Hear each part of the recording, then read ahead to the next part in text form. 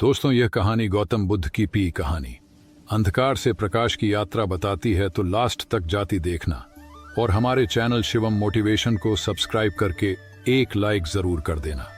चलो शुरू करते हैं। गौतम बुद्ध का जीवन केवल एक धार्मिक कथा नहीं, बल्कि आत्म खोज, करुणा और जागरूकता की प्रेरक गाथा है। यह कहानी हमें सिखाती है कि जीवन के कष्टों से भागना नहीं चाहिए, बल्कि उन्हें समझकर उनका समाधान खोजना चाहिए।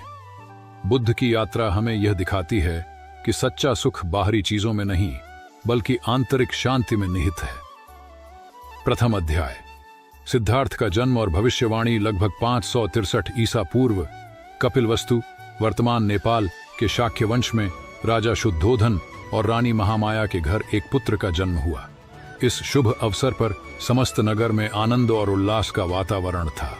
जब एक प्रसिद्ध ज्योतिषी ने नवजात को देखा तो उन्होंने भविष्यवाणी की, यह बालक या तो एक महान सम्राट बनेगा या फिर संसार को सत्य और करुणा का मार्ग दिखाने वाला महात्मा।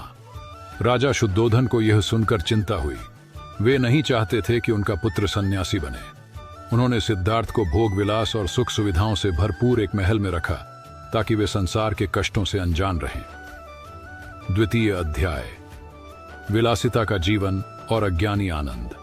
सिद्धार्थ का जीवन राजसी ठाट बाट से भरा हुआ था।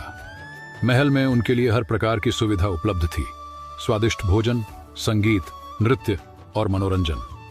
जब वे युवा हुए तो उनका विवाह यशोधरा नामक राजकुमारी से हुआ। शीघ्र ही उन्हें एक पुत्र की प्राप्ति हुई, जिसका नाम राहुल रखा गया। राजा को लगा कि अब सिद्धार्थ अपने परिवार और राज्य के प्रति जिम्मेदार हो जाएंगे, लेकिन महल के ऐश्वर्य के बीच भी सिद्धार्थ के मन में अनेक प्रश्न उठते थे। जीवन का वास्तविक उद्देश्य क्या है? क्या यह केवल सुख भोगने तक ही सीमित है? तृतीय अध्याय, 4 दृष्टांत और सत्य की खोज। एक दिन सिद्धार्थ नगर भ्रमण के लिए निकले। उन्होंने 4 ऐसे दृश्य देखे जिन्होंने उनकी सोच को पूरी तरह बदल दिया। 1. एक वृद्ध व्यक्ति। पहली बार उन्होंने देखा कि कैसे वृद्धावस्था शरीर को दुर्बल बना देती है। 2. एक रोगी व्यक्ति। उन्होंने समझा कि बीमारी सभी को प्रभावित कर सकती है। 3. एक मृत व्यक्ति। यह देखकर उन्हें मृत्यु की अनिवार्यता का ज्ञान हुआ। 4. एक सन्यासी। शांत और संतुष्ट सन्यासी को देखकर उन्होंने सोचा, क्या यही जीवन का वास्तविक मार्ग है? इन दृश्यों ने सिद्धार्थ को भीतर से झकझोर दिया। उन्होंने निश्चय किया कि जब तक वे इन प्रश्नों के उत्तर नहीं खोज लेते, तब तक उन्हें चैन नहीं मिलेगा।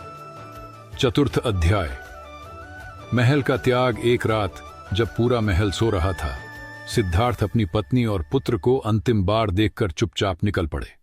वे अपने घोड़े कंथक पर सवार होकर जंगलों की ओर चल पड़े। उन्होंने अपने वस्त्र बदलकर सन्यासी का वेश धारण कर लिया और सत्य की खोज में निकल पड़े। पंचम अध्याय, कठोर तपस्या और आत्मज्ञान की ओर। सिद्धार्थ ने कई ऋषि मुनियों से शिक्षा प्राप्त की। वे योग और ध्यान में गहरे उतरते गए। 6 वर्षों तक उन्होंने कठोर तपस्या की, भोजन और पानी लगभग त्याग दिया। उनका शरीर बहुत दुर्बल हो गया, लेकिन आत्मज्ञान की प्राप्ति नहीं हुई। एक दिन जब वे अत्यंत दुर्बल हो चुके थे, तो सुजाता नामक एक महिला ने उन्हें खीर अर्पित की। इसे खाने के बाद उनके भीतर नई ऊर्जा आई। उन्हें एहसास हुआ कि अत्यधिक तपस्या भी उतनी ही व्यर्थ है जितना भोग विलास। उन्होंने मध्यम मार्ग को अपनाने का निर्णय लिया, न अधिक कठोरता, न अधिक भोग। षष्ठ अध्याय, बोधि वृक्ष के नीचे आत्मज्ञान। सिद्धार्थ बोध गया पहुंचे और वहां एक पीपल वृक्ष के नीचे ध्यान में बैठ गए। उन्होंने संकल्प किया, जब तक मैं सत्य को जान नहीं लेता, तब तक यहां से नहीं उठूंगा। लगातार ध्यान और आत्मचिंतन के बाद पूर्णिमा की रात को उन्होंने अंततः आत्मज्ञान प्राप्त कर लिया। वे अब गौतम बुद्ध बन चुके थे, जागृत पुरुष।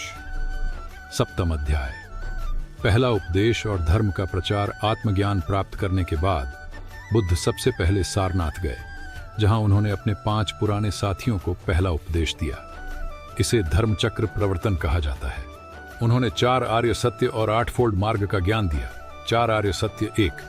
दुहक, जीवन में दुख अवश्यंभावी है। 2. दुख का कारण इच्छाएं और आसक्तियां दुख का मूल कारण है।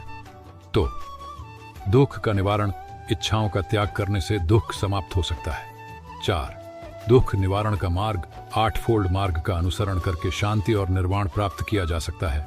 8 फोल्ड मार्ग 1 सम्यक दृष्टि सही दृष्टिकोण, दूसरा सम्यक संकल्प सही विचार, तीसरा सम्यक वचन सही वाणी, चौथा सम्यक कर्म सही आचरण, पांचवां सम्यक आजीविका सही जीवन यापन, छठवां सम्यक प्रयास सही प्रयत्न, सातवीं सम्यक स्मृति सही जागरूकता, आठवीं सम्यक समाधि सही ध्यान। अष्टम अध्याय बौद्ध धर्म का प्रसार। बुद्ध ने अपने जीवन के शेष वर्ष पूरे भारत में यात्रा करते हुए धर्म का प्रचार किया। उन्होंने ऊंच नीच जात पात से ऊपर उठकर सभी को समान भाव से शिक्षा दी। उनके प्रमुख शिष्यों में आनंद, महाकश्यप, सारिपुत्र, मौदगल्यायन, अंगुलिमाल और बिंबसार राजा थे। बुद्ध ने स्त्रियों को भी बौद्ध संघ में प्रवेश का अधिकार दिया, जिससे समाज में समानता का संदेश फैला। नवम अध्याय निर्वाण और अंतिम उपदेश। अनेक वर्षों तक उपदेश देने के बाद बुद्ध 80 वर्ष की अवस्था में कुशीनगर पहुंचे। उन्होंने अपने शिष्यों को अंतिम उपदेश दिया, सभी चीजें नश्वर हैं, अपने उद्धार के लिए कठिन प्रयास करो। इसके बाद उन्होंने महापरिनिर्वाण को प्राप्त किया। निष्कर्ष, बुद्ध के जीवन से